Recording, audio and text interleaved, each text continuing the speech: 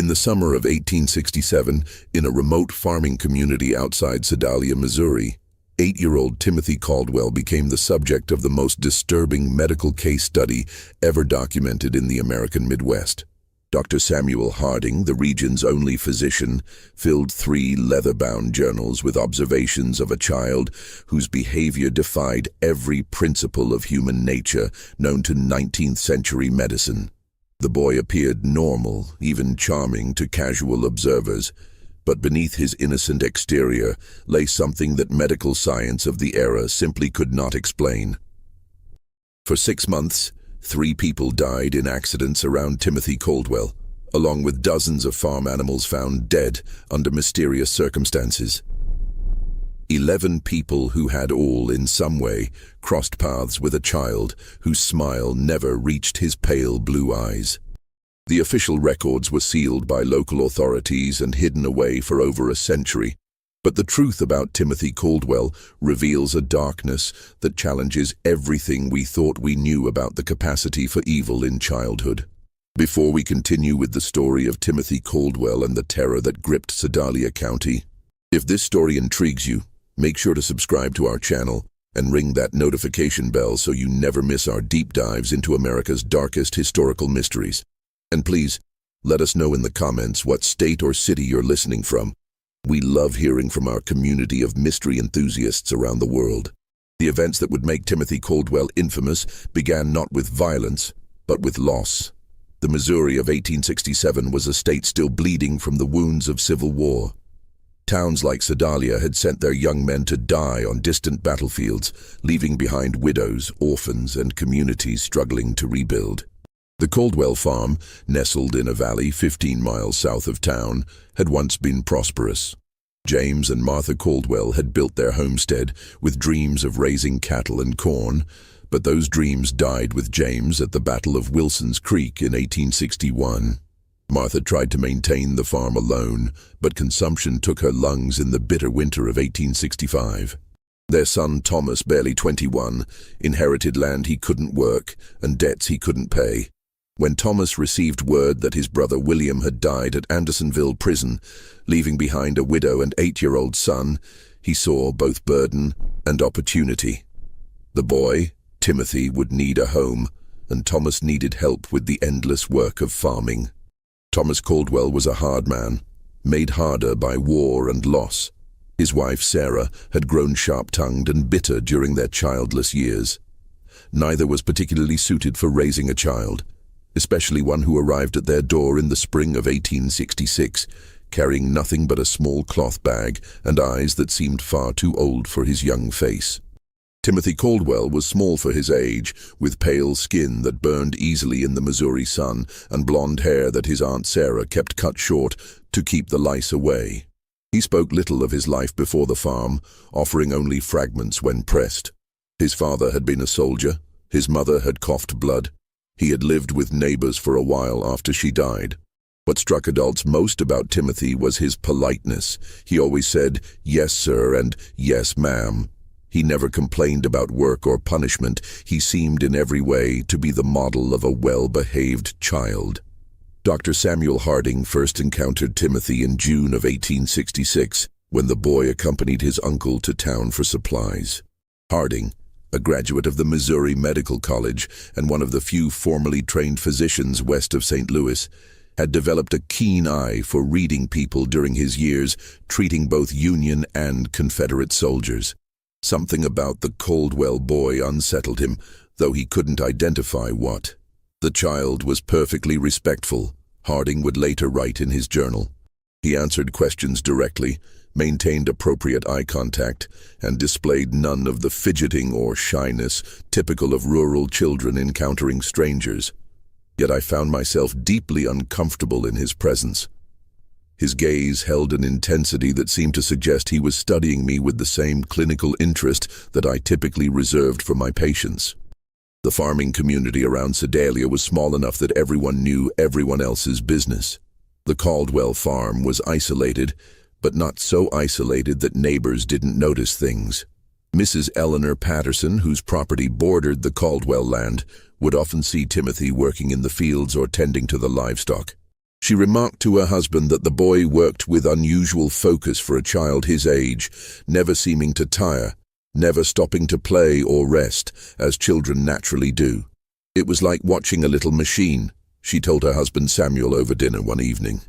He'd work steady from sunrise to sunset, never complaining, never slowing down. Ain't natural for a boy to have no play in him at all. The Patterson farm kept chickens, and Eleanor noticed that her birds became agitated whenever Timothy was near the property line. They would cluster together, squawking and ruffling their feathers, refusing to venture close to the fence that separated the properties. Her husband dismissed it as coincidence, but Eleanor couldn't shake the feeling that the animals sensed something about the boy that humans missed. The first death occurred on a sweltering afternoon in August 1866. Little Mary Fletcher, age 5, was the daughter of the town blacksmith and known throughout the community for her bright laugh and tendency to wander. She had been playing near Willow Creek, a shallow stream that ran between several properties, including the Caldwell farm. Timothy found her body. He arrived at the Fletcher home just as the family was preparing for supper, his clothes damp and his face pale, with what appeared to be genuine distress. "Mrs. Fletcher," he said, his voice steady despite his obvious agitation, "I found Mary by the creek. She's not breathing." The search party that rushed to the creek found Mary Fletcher face down in water barely 18 inches deep. Dr. Harding, summoned immediately, determined that the child had drowned, a tragic but not uncommon accident in rural areas where children played unsupervised near water. What troubled Harding was not the death itself, but Timothy's account of discovering the body. The boy provided an unusually detailed description of exactly where Mary had been found, the position of her body, and the condition of her clothing. When pressed about how he had come to be in that particular spot at that particular time, Timothy explained that he had been looking for a lost calf. The boy's recall was remarkably precise, Harding noted in his journal. He could describe the exact position of the deceased child's limbs, the way her dress had been caught on a submerged branch, even the color of the water around her face. Such attention to detail seemed unusual for a child who claimed to be frightened and upset by the discovery. Thomas Caldwell, when questioned, confirmed that one of their calves had indeed gone missing that morning and that he had sent Timothy to search the creek area. The calf was found 2 days later, healthy and grazing in a meadow nearly a mile from where Mary Fletcher had drowned. The Fletcher family, devastated by their loss, received Timothy's sympathy with gratitude. He had, after all, been the one to find their daughter and alert them immediately. At the funeral, Timothy sat quietly with his aunt and uncle, his head bowed respectfully throughout the service. When the family thanked him for his quick action in alerting them, he accepted their gratitude with appropriate solemnity. "I wish I could have found her sooner," he told Mary's father, his voice carrying just the right note of regret and sorrow. But Eleanor Patterson, watching from across the church, noticed something that nagged at her for days afterward. When Mary Fletcher's mother collapsed in grief during the service, when the sight of the small coffin reduced grown men to tears, Timothy Caldwell's expression never changed. His head was bowed in apparent sorrow, but when he thought no one was looking, his pale blue eyes remained dry and watchful, taking in every detail of the scene around him. The second death came 3 weeks later. Old Henrik Larsson, a Norwegian immigrant who had worked as a logger before arthritis forced him into retirement, was found at the bottom of a rocky outcrop known locally as Devil's Bluff. The bluff overlooked the creek where Mary Fletcher had drowned, and Henrik was known to climb there regularly to check on the wild beehives he tended. Once again, Timothy Caldwell was involved in the discovery. He had been walking home from town when he spotted something unusual at the base of the bluff. "I saw Mr. Larsson's hat caught on a thorn bush," Timothy told the gathering crowd. "I called out to him but got no answer, so I climbed down to look." Henrik Larsson was dead, his neck broken from what appeared to be a fall from the top of the 40-foot bluff. Dr. Harding's examination revealed that the old man had likely died instantly upon impact. The only unusual aspect of the scene was the presence of several dead bees scattered around the body. far more than would typically be found away from a hive. Mr. Larson knew those bluffs better than any man in the county, Samuel Patterson told Dr. Harding after the examination. He'd been climbing up there for 3 years, never had so much as a stumble. Don't make sense he'd fall now. Timothy, when questioned, suggested that perhaps the old man had been stung by bees and lost his footing. He was always talking about how angry they get when you disturb them, the boy said. Maybe they swarmed him and he got confused. Dr. Harding found Timothy's explanation plausible, but something about the scene bothered him. The dead bees were all clustered in a small area directly around Henrik's body. If the old man had disturbed a hive at the top of the bluff, there should have been more evidence of bee activity along his presumed path of flight and fall. Instead, it appeared as though the bees had somehow been concentrated around the impact site. When Harding climbed to the top of the bluff to examine the beehives, he found them intact and showing no signs of recent disturbance. The worker bees were active but not agitated, going about their normal business of gathering nectar from the late summer wildflowers. The third death shattered any illusions about coincidence. In September 1866, 6-year-old Jacob Mills vanished while playing in the woods near his family's cabin. His body was found 4 days later in an abandoned well, nearly half a mile from where he had last been seen. Timothy Caldwell had volunteered to join the search party. For 3 days, Timothy searched alongside the adult volunteers, showing remarkable endurance for a child his age. He seemed to know the woods intimately, guiding searchers through areas that even long-time residents found difficult to navigate. When asked how he had learned the terrain so well, Timothy explained that he often explored the woods during his free time, looking for useful plants and herbs that his aunt could use for cooking and medicine. On the 4th day, Timothy appeared at the Mills cabin just after dawn. "I think I've found something," he told Jacob's father, his voice heavy with exhaustion. "There's an old well about a half-mile north of here. I heard what sounded like crying." The well was partially concealed by fallen logs and overgrown brush. Jacob Mills was at the bottom, alive but barely conscious, suffering from dehydration and exposure. Dr. Harding was summoned immediately, but the boy died within hours of being pulled from the well, his small body unable to recover from the ordeal. The child had been at the bottom of that well for nearly 4 days, Harding wrote in his journal. The fact that Timothy Caldwell was able to locate him in such an obscure location raises troubling questions. How extensive is the boy's knowledge of the local terrain? What other hidden dangers might he be aware of? More troubling still was Timothy's behavior during Jacob's final hours. While the Mills family maintained a vigil around their dying son, Timothy sat quietly in the corner of the cabin, apparently praying. But Dr. Harding, positioned where he could observe the boy without being noticed, saw something that deeply disturbed him. Timothy wasn't praying. His lips were moving, but his eyes were fixed on Jacob Mills with an intensity that seemed almost scientific. He appeared to be cataloging every detail of the dying child's condition.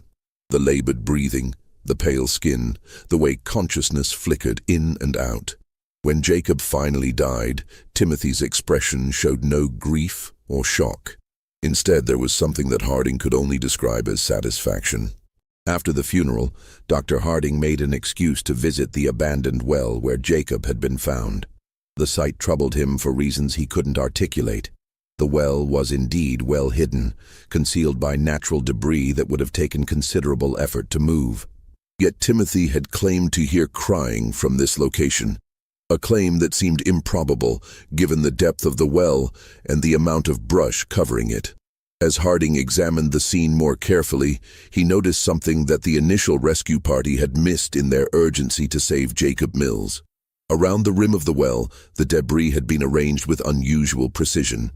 Logs and branches that should have fallen randomly showed signs of deliberate placement, creating a natural-looking camouflage that would be nearly impossible to spot unless one knew exactly where to look. The implications were too disturbing to voice aloud, but Harding could not shake the suspicion that Jacob Mills had not simply fallen into the well. Someone had placed him there, and someone had carefully concealed the location until the boy was too weak to survive rescue. That evening, Harding began keeping detailed notes about Timothy Caldwell. If his suspicions were correct, the boy posed a danger to the entire community. But suspicions were not evidence, and evidence was exactly what Harding lacked.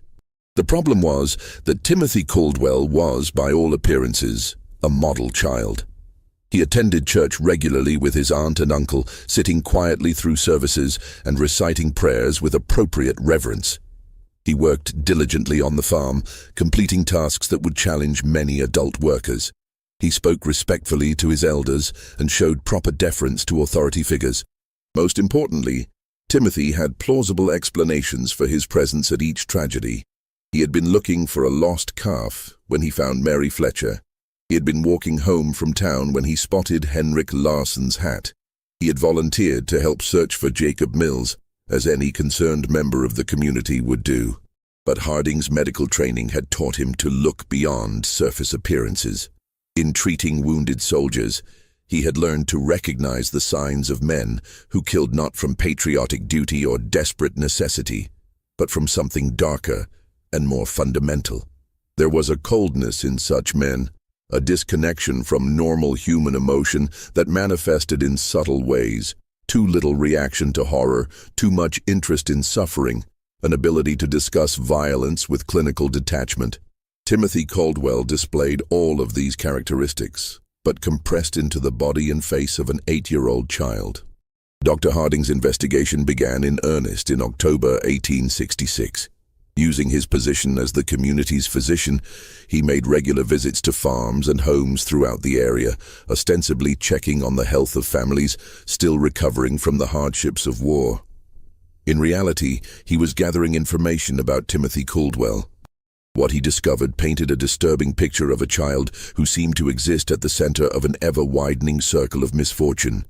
Livestock on neighboring farms had been dying at unusual rates, not from disease, but from what appeared to be accidental injuries. Chickens were found with broken necks, apparently killed by foxes that left no other signs of predation. Pigs suffered mysterious wounds that became infected and led to death. Horses developed sudden lameness that forced farmers to put them down. Mrs. Eleanor Patterson confided to Dr. Harding that she had lost 17 chickens in the past 2 months. "It's the strangest thing," she said. "They're dying 1 or 2 at a time, always found in the morning with their necks broken clean. My husband thinks it's foxes, but I've never seen fox sign around the coop. And the way they're killed, it's too neat, too careful." When Harding examined the most recent casualties, he found evidence that supported Eleanor's suspicions. The chickens had been killed with precise force applied to specific points on their necks, a technique that required considerable knowledge of anatomy. It was not the random violence typical of predator attacks, but something much more deliberate and controlled. Similar patterns emerged on other farms. James Wickham had lost 3 calves to what he described as freak accidents. Animals that had somehow managed to strangle themselves on ropes or wedge their heads in fence rails in ways that defied logical explanation. Robert Dunham's prize bull had fallen into a ditch and broken its leg, despite being one of the most sure-footed animals in the county. In every case, the affected farms were within walking distance of the Caldwell property, and in several instances, neighbors reported seeing Timothy in the vicinity around the time of the incidents. "I saw him walking along our fence line the morning before we found the calf," James Wickham told Dr. Harding. "Thought it was odd, him being so far from home, but the boy was always polite when he saw me. Waved and called out a greeting like he was taught proper." Dr. Harding also began paying closer attention to Timothy's behavior during his routine medical visits to the Caldwell farm. The boy was always present during these visits, standing quietly while Dr. Harding examined his aunt and uncle for the various ailments common to farming life. But Harding noticed that Timothy watched these examinations with unusual interest, asking questions about anatomy and medical procedures that seemed advanced for a child his age. "How do you know if someone's really dead?" Timothy asked during one visit, his tone casual as if discussing the weather. "Sometimes people just look like they're sleeping." When pressed to explain his curiosity, Timothy said he was concerned about being able to help if someone was hurt while he was alone on the farm. "Uncle Thomas says I need to know how to handle emergencies since we're so far from town," he explained. The explanation was reasonable, but something about the question disturbed Dr. Harding. There was a clinical quality to Timothy's interest in death and injury that went beyond normal childhood curiosity. The boy asked about the mechanics of dying, how long it took, what signs to look for, whether people could survive various types of trauma, with the same detached interest that a medical student might show when studying cadavers. During these conversations, Harding began testing Timothy's knowledge with deliberately false information, claiming that certain injuries were fatal when they were not, or that specific symptoms indicated particular conditions. Timothy never challenged these false statements directly, but Harding noticed that the boy filed away every piece of information with remarkable retention. More disturbing still was Timothy's response to Dr. Harding's stories about treating wounded soldiers during the war. While most children showed appropriate shock or sadness when hearing about battlefield injuries, Timothy listened with rapt attention, asking detailed questions about wound patterns, blood loss, and survival rates. "Did they scream a lot when you cut off their arms?" Timothy asked during one such conversation, his pale blue eyes fixed intently on Dr. Harding's face. "Or were they too hurt to make noise?" The question, delivered in Timothy's characteristically polite tone, sent a chill through Dr. Harding that he would never forget. By November 1866, Dr. Harding had filled nearly 2 complete journals with observations about Timothy Caldwell. The picture that emerged was that of a child who possessed an adult's understanding of violence and death, combined with a complete absence of normal human empathy. But documentation was not the same as evidence, and evidence was what Harding would need if he hoped to protect the community from what he increasingly believed was a dangerous predator. The opportunity to gather that evidence came when Thomas Caldwell injured his back during the fall harvest. The injury required bed rest and daily medical visits, giving Dr. Harding unprecedented access to the Caldwell household. During these visits, he began engaging Timothy in longer conversations, carefully probing to understand the extent of the boy's knowledge and the nature of his thoughts. What he discovered exceeded his worst fears. Timothy Caldwell had been conducting experiments on living creatures for months, possibly years. Using a combination of careful questioning and direct observation, Dr. Harding determined that the boy had been systematically capturing and torturing small animals, studying their responses to various forms of injury and distress. Timothy had mentioned the cave during one of their conversations, describing it as a place where he went to think and be alone. When Dr. Harding investigated the site, he found a carefully organized collection of animal bones, crude surgical instruments fashioned from farm tools, and a series of detailed drawings that documented various experiments in torture and mutilation. The drawings were the most disturbing discovery. Rendered with surprising artistic skill for a child, they showed rabbits, squirrels, birds, and larger animals in various stages of dissection and injury. Each drawing was accompanied by notes written in Timothy's careful handwriting, describing the animal's reactions, the time it took to die, and observations about which methods caused the most suffering. Subject remained conscious for approximately 10 minutes after removal of eyes. Read one notation beside a detailed drawing of a rabbit. Vocalizations decreased gradually. Movement ceased after application of pressure to throat. Dr. Harding realized that Timothy had been using the community's animals as subjects for increasingly sophisticated experiments in cruelty. The accidental deaths on neighboring farms were actually the result of Timothy's desire to test his methods on larger subjects. But the most chilling discovery was a newer set of drawings that showed human figures instead of animals. These sketches depicted children and adults in various poses of distress and injury, each accompanied by speculative notes about human anatomy and potential methods of causing harm. One drawing showed a figure that was unmistakably Mary Fletcher, the first child to die. Another depicted Henrik Larsen, A third showed Jacob Mills at the bottom of a well, with detailed annotations about the effects of dehydration and exposure on the human body. Timothy Caldwell had not simply been present when these people died. He had planned their deaths, executed those plans with methodical precision, and documented the results for future study. As Dr. Harding would soon discover, the horror in Sedalia County was far from over. If this story is giving you chills, share this video with a friend who loves dark mysteries, hit that like button to support our content, and don't forget to subscribe to never miss stories like this. Let's discover together what happens next. Dr. Harding faced an impossible situation. The evidence in the cave proved that Timothy Caldwell was responsible for multiple deaths, but that evidence had been obtained through what amounted to illegal search. Moreover, the idea that an 8-year-old child could be a calculating murderer was so far outside the accepted understanding of human nature that no court would accept such a claim. The medical science of 1867 had no framework for understanding antisocial personality disorder or psychopathy. The prevailing belief was that children were inherently innocent, corrupted only by bad influences or traumatic experiences. The idea that a child could be born without the capacity for empathy or moral reasoning was literally inconceivable to most people. Dr. Harding knew that if he presented his findings to local authorities, he would likely be dismissed as a man whose mind had been damaged by too many years of treating war casualties. The evidence would be explained away.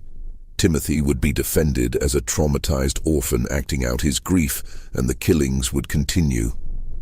Instead, Dr. Harding decided to confront Timothy directly. During his next visit to the Caldwell farm, he asked the boy to walk with him to check on the livestock in the far pasture. Once they were alone, Dr. Harding revealed what he had discovered in the cave. Timothy's reaction was not what Dr. Harding had expected. The boy showed no surprise, no denial, no fear at being caught. Instead, he listened calmly as Dr. Harding described the drawings and notes, occasionally nodding as if confirming the accuracy of the doctor's observations. "You're not going to tell anyone," Timothy said, when Dr. Harding finished speaking. It was not a question or a plea, but a statement of fact delivered with absolute confidence. "Why wouldn't I?" Dr. Harding asked, genuinely curious about the boy's reasoning. Timothy smiled, the first genuine expression of emotion that Dr. Harding had ever seen on his face. "Because no one would believe you," he said, "and because you're curious about what I'll do next." The boy was right on both counts. Dr. Harding knew that his claims would sound like the ravings of a man losing his sanity. But Timothy had also identified something that the doctor was reluctant to admit even to himself: a scientific fascination with observing the development of what might be the most dangerous human being he had ever encountered. "How long have you been doing this?" Dr. Harding asked. "Since I was 5, Timothy replied matter-of-factly. "Maybe earlier. I started with insects, then mice, then bigger things. It's interesting to see how different animals react to the same treatments." "And the people who died?" Timothy shrugged. "They were experiments too. I wanted to see if people would react the same way as animals. They do, mostly, but they're better at understanding what's happening to them. That makes it more interesting." Dr. Harding felt a chill that had nothing to do with the November air. "What are you planning to do next?" Timothy considered the question seriously before answering. "I need to find out what happens when you hurt someone who trusts you completely. Someone who wouldn't suspect anything until it was too late." The implication was clear. Timothy was planning to kill his aunt and uncle. Dr. Harding knew he had perhaps days, possibly only hours, before Timothy acted on his plans. The boy had revealed his intentions with the casual confidence of someone who believed himself untouchable, and past experience suggested that Timothy did not delay once he had decided on a course of action. That evening, Dr. Harding visited Sheriff William Crawford in Sedalia. Crawford was a practical man who had served with distinction in the Union Army and had little patience for theories or speculation. But he also trusted Dr. Harding's judgment and was willing to listen to evidence, regardless of how unusual the circumstances might be. Dr. Harding presented his case carefully, focusing on verifiable facts rather than psychological theories. He showed Crawford the drawings and notes from the cave, pointed out the pattern of deaths and accidents surrounding Timothy, and documented the boy's unusual knowledge of anatomy and violence. Most importantly, Dr. Harding revealed Timothy's stated intention to kill his aunt and uncle. This was information that could not be ignored, regardless of the source. "Even if half of what you're telling me is true," Sheriff Crawford said after reviewing the evidence, examining each disturbing drawing with growing alarm, "we can't arrest a child for drawings and suspicions, but we can watch him, and we can be ready to act if he tries anything." Crawford studied the anatomical precision of Timothy's sketches, noting details that even his experience as a Civil War veteran hadn't prepared him for. The two men spent hours developing their strategy, bringing in Crawford's most trusted deputies, men who had served under him during the war and could be counted on to remain steady under pressure. Dr. Harding and Sheriff Crawford developed a comprehensive plan. Dr. Harding would arrive at the Caldwell farm at his usual time, bringing laudanum ostensibly for Thomas's pain management, but actually to keep both Thomas and Sarah sedated enough to prevent Timothy from harming them easily. Sheriff Crawford and his deputies would position themselves strategically around the farm property, close enough to respond quickly but far enough away to avoid detection. The plan was put into effect the following morning. As Dr. Harding approached the farmhouse in his buggy, he noticed immediately that something was different. The usual morning sounds of farm activity, chickens pecking in the yard, pigs grunting in their pen, were absent.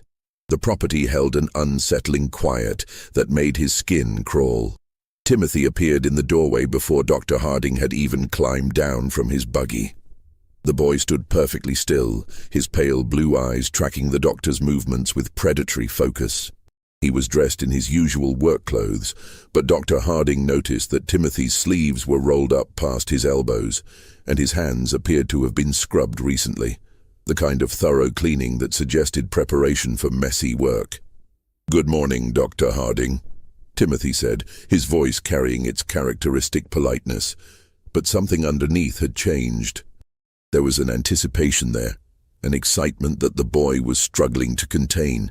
"I've been waiting for you." The words sent a chill through Dr. Harding. Timothy's use of waiting suggested that he had been expecting this visit, had perhaps even been counting on it as part of whatever plan he had set in motion. Inside the house, Dr. Harding found Thomas and Sarah Caldwell in their bedroom, both apparently sleeping peacefully. But as he approached Thomas's bed to check his condition, he noticed that the man's breathing was unusually shallow, and his skin had taken on a grayish pallor that suggested more than natural sleep. "What did you give them?" Dr. Harding asked quietly, not turning to look at Timothy but knowing the boy was watching every move he made. "Just some herbs I found in the woods," Timothy replied, his tone innocent but his choice of words deliberate. "There are so many interesting plants growing wild around here. Some of them have very useful properties." Dr. Harding checked Thomas's pulse and found it weak but steady. Sarah showed similar symptoms. She was deeply unconscious but still alive. Whatever Timothy had used, he had been careful about the dosage. The boy wanted his victims helpless but alive, at least for now. "They're not going to wake up for several hours," Timothy continued conversationally. "That should give us plenty of time to talk without interruption." The conversation that followed was unlike anything Dr. Harding had ever experienced.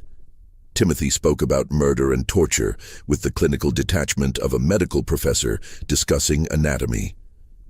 He described his experiments on animals and humans with scientific precision, explaining his methodologies and the insights he had gained from each death.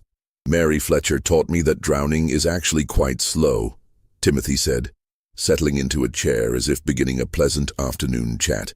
"Everyone thinks people just slip under the water and disappear, but that's not how it works at all.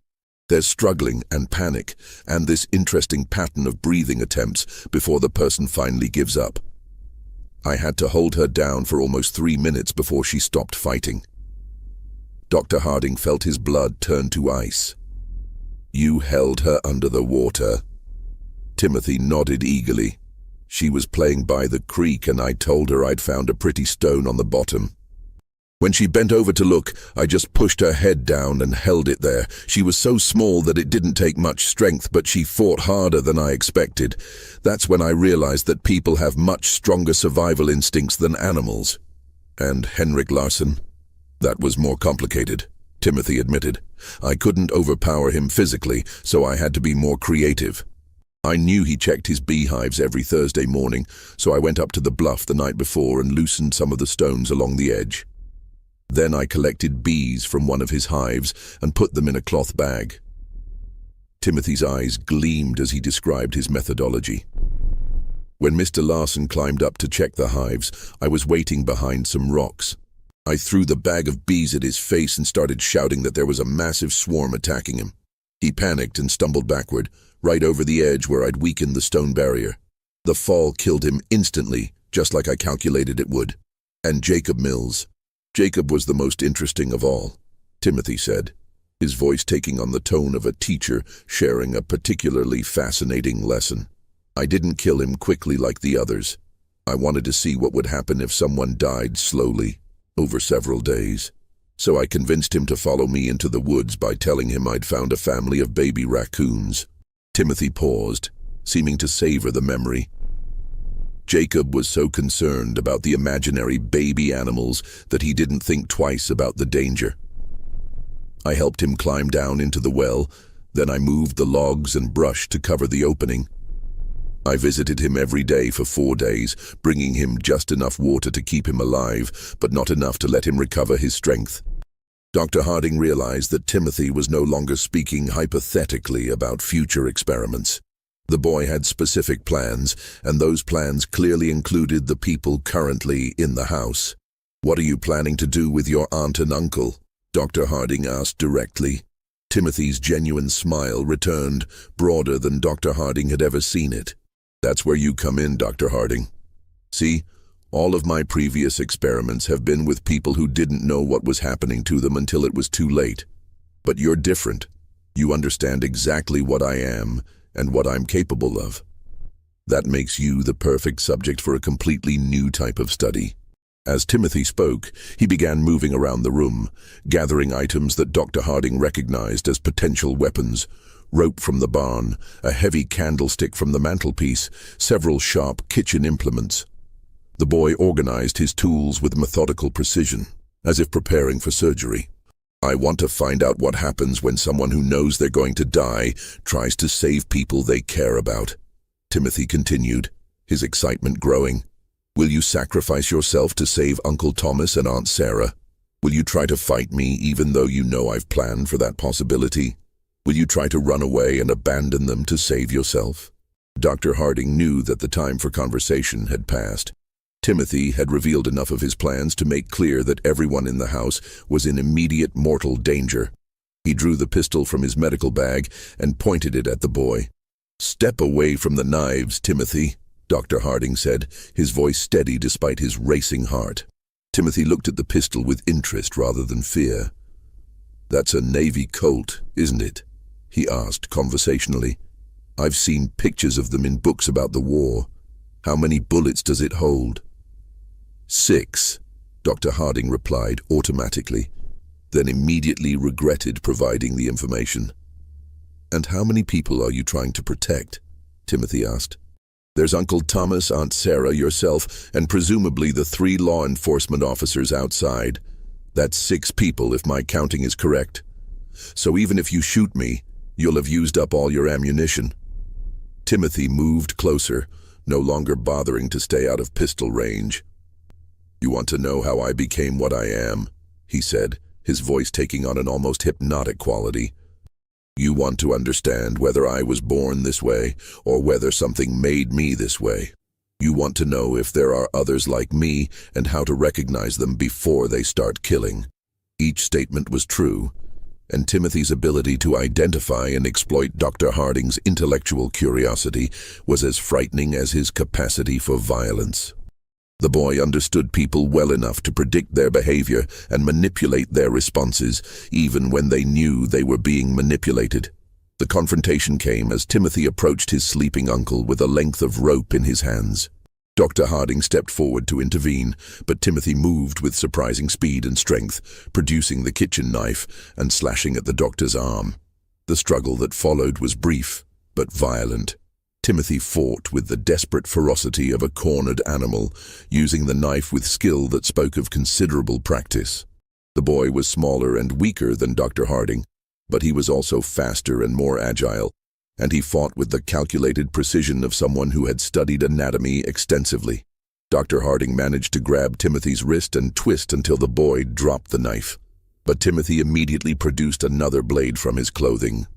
It became clear that the boy had prepared multiple weapons and positioned them strategically throughout the house. The sound of their fight brought Sheriff Crawford and his deputies running from their concealed positions. They burst through the back door to find Dr. Harding struggling with Timothy, while Thomas and Sarah Caldwell lay unconscious on their bed, apparently unaware of the violence occurring around them. Deputy Mitchell quickly subdued Timothy, while Dr. Harding caught his breath and checked on the unconscious couple. When the dust settled, Timothy Caldwell sat calmly in the corner of the room, his clothes torn and his face bloodied, but his pale blue eyes still holding that same cold intelligence that had first disturbed Dr. Harding so many months earlier. "You can't prove anything," Timothy said as the deputies secured him with ropes. "Nobody will believe that a child did all those things." Sheriff Crawford looked down at the boy with a mixture of disgust and fascination. "Maybe not," he said, "but we don't have to prove everything. Attempting to murder your family is enough to see you locked up, regardless of your age." Timothy smiled at that, the same genuine expression of emotion that Dr. Harding had seen the day before. "You won't hang me," he said with absolute confidence. "I'm too young and I'm too interesting. Someone will want to study me instead." Just when we thought we'd seen it all, the horror in Sedalia County intensifies. If this story is giving you chills, share this video with a friend who loves dark mysteries. Hit that like button to support our content. And don't forget to subscribe to never miss stories like this. Let's discover together what happens next. Timothy Caldwell was wrong about his fate, but right about the impossibility of proving his crimes. When Sheriff Crawford attempted to present the evidence from the cave to county prosecutors, he encountered exactly the resistance that Dr. Harding had predicted. The drawings and notes were dismissed as the products of a disturbed child acting out trauma from his parents' deaths. The pattern of accidents and deaths was attributed to coincidence compounded by Timothy's unfortunate habit of being helpful during emergencies. The attempted murder of Thomas and Sarah Caldwell, however, could not be explained away. 3 law enforcement officers had witnessed Timothy attacking his sleeping relatives with clear intent to kill. Even the most sympathetic observers could not argue that an 8-year-old boy would attack family members with a knife unless something fundamental was wrong with his character.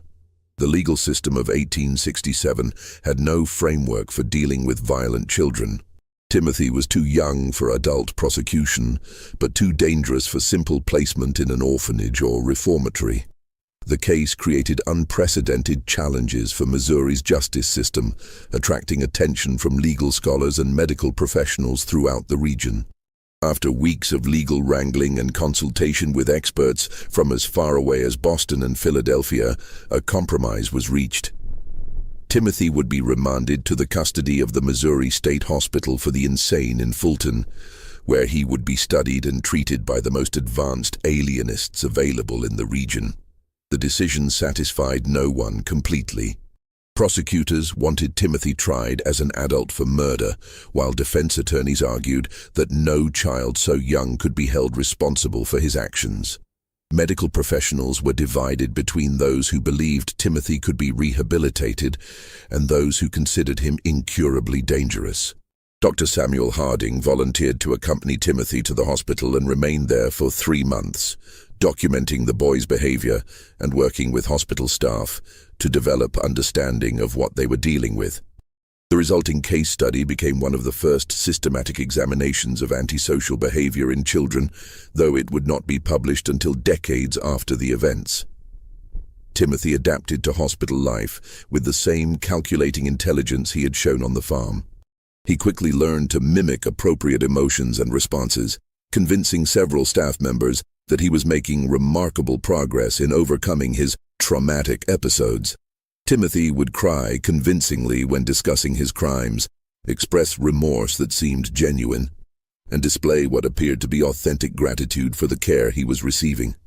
But Dr. Harding observed that Timothy was merely studying the people around him, learning to manipulate them more effectively.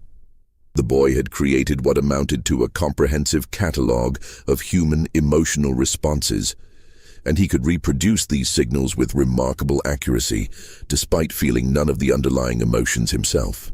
The subject displays remarkable cognitive abilities, coupled with complete absence of genuine emotional response, Dr. Harding wrote in his detailed reports. He has learned to simulate normal human reactions with sufficient skill to deceive casual observers, but extended observation reveals the performance to be entirely artificial. Timothy understands happiness as the face people make when they want something good to continue, and sadness as the face people make when they want others to help them. But he has never actually experienced either emotion himself. Dr. Harding's evaluation also revealed the extent of Timothy's violent fantasies and future plans. When the boy believed he had gained Dr. Harding's trust by pretending to be fascinated by the scientific approach to studying human behavior, Timothy began sharing ideas for future experiments that made his past crimes seem almost restrained by comparison. He has developed elaborate scenarios for testing human responses to various forms of psychological and physical torture, Dr. Harding reported confidentially. His plans demonstrate remarkable creativity and attention to detail, as well as a sophisticated understanding of human psychology. If he were allowed to mature and gain additional resources, he would likely become one of the most dangerous individuals in American history. The hospital records show that Timothy remained at the facility for 18 months. During that time, several unexplained incidents occurred that bore the hallmarks of Timothy's methods.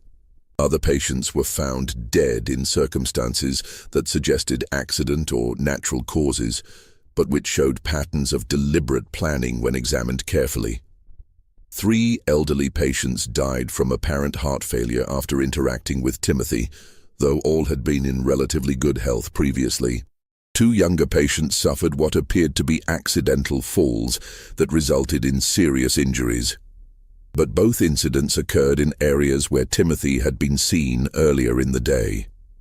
Most disturbing were the reports of patients who claimed Timothy had been visiting them at night, standing silently beside their beds and watching them sleep.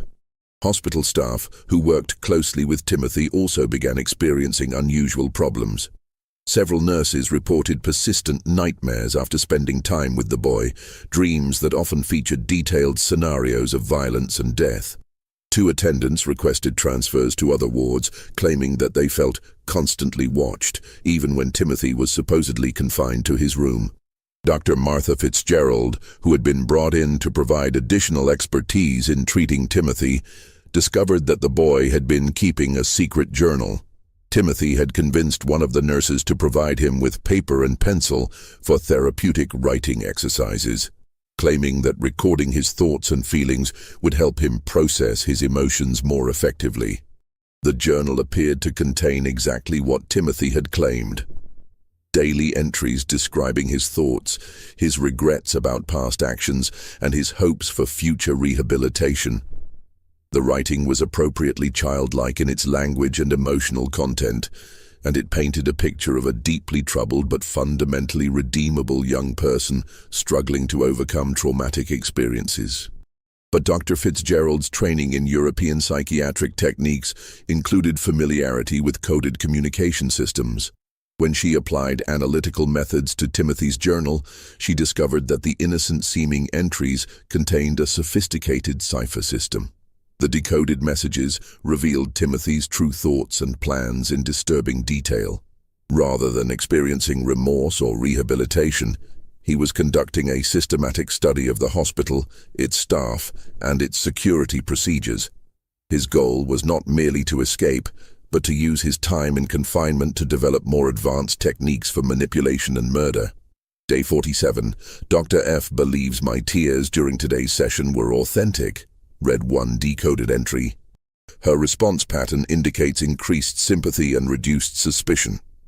Estimate 3 more weeks of consistent performance will be required to establish sufficient trust for physical contact during sessions. The discovery of Timothy's coded journal led to an immediate tightening of security procedures and a reduction in his contact with hospital staff. But Timothy adapted to these changes with characteristic flexibility, shifting his focus from manipulation to information gathering about hospital routines and potential escape routes. In the summer of 1868, Timothy Caldwell disappeared from the Missouri State Hospital under circumstances that were never fully explained. The official investigation concluded that he had somehow managed to escape during a transfer between buildings, despite being under constant supervision by multiple guards. Dr. Harding suspected that Timothy's escape had been far more sophisticated than the official report suggested. The boy had demonstrated remarkable patience and planning ability throughout his confinement, and it seemed likely that he had spent months preparing for his departure.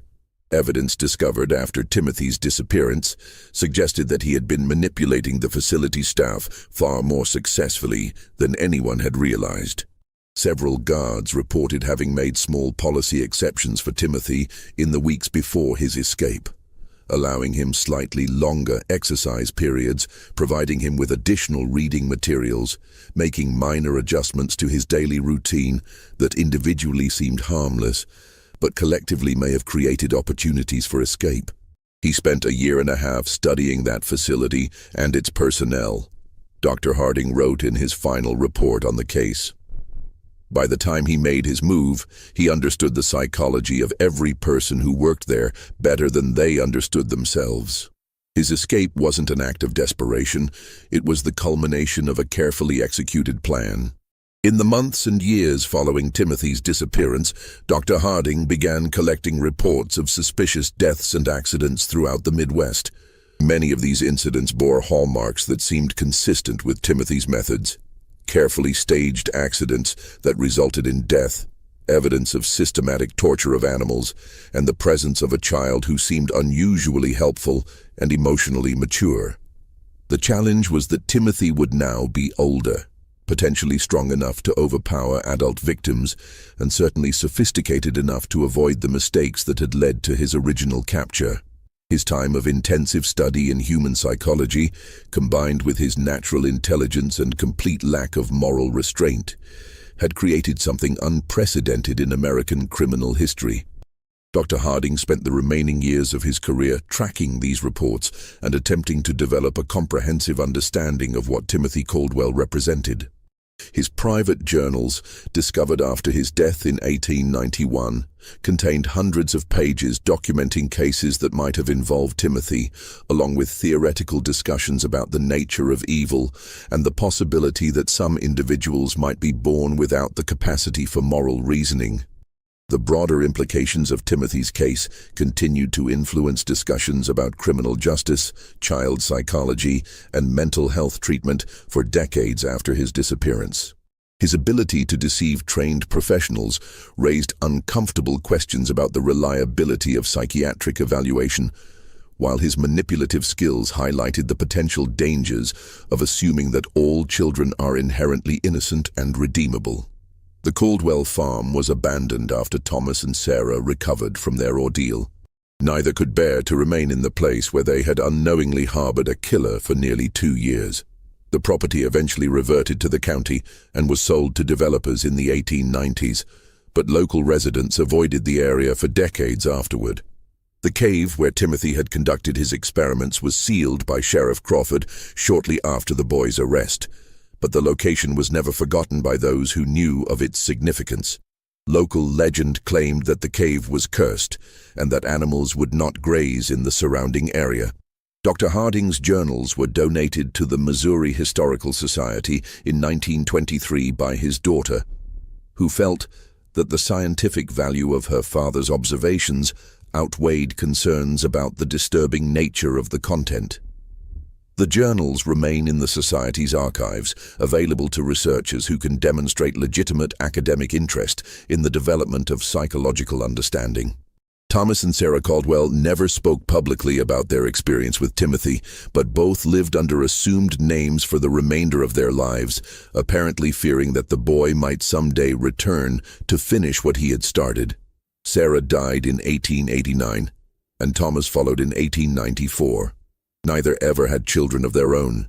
In his final journal entry, written just days before his death in 1891, Dr. Harding reflected on the broader implications of Timothy's case. "I have spent 24 years trying to understand what Timothy Caldwell represented, and I fear I have reached a disturbing conclusion. Timothy was not an aberration. He was a glimpse into what human beings might become when stripped of the moral and emotional constraints that we consider fundamental to our nature.